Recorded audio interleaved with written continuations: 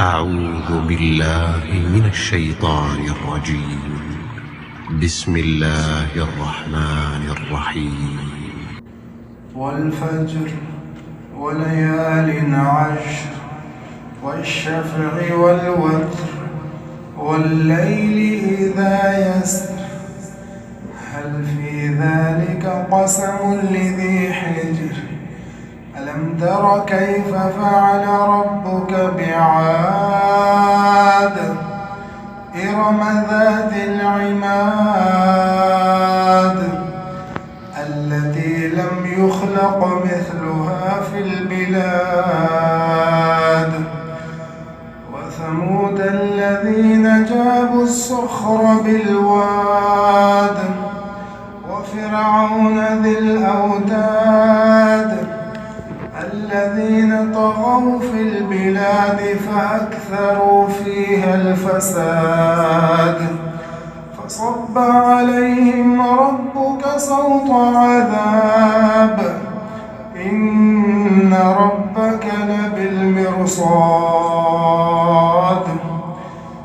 فأما الإنسان إذا ما ابتلاه ربه فأكرمه ونعمه فيقول ربي أكرمن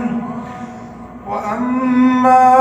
إذا ما ابتلاه فقدر عليه رزقه فيقول ربي أهانن كلا بل لا تكرمون اليتيم ولا تحاضون على طعام المسكين وتأكلون التراث أكلا لما وتحبون المال حبا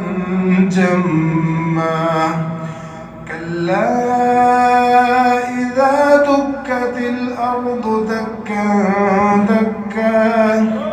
وجاء ربك والملك صفا صفا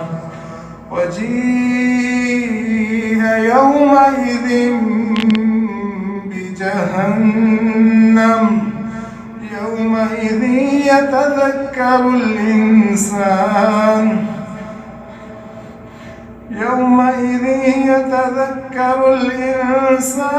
وأنى له الذكرى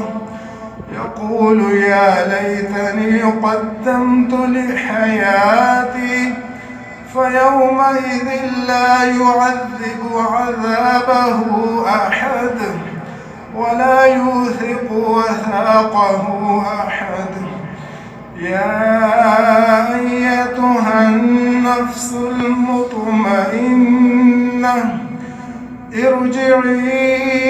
إلى ربك راضية مرضية فادخلي في عبادي وادخلي جنتي.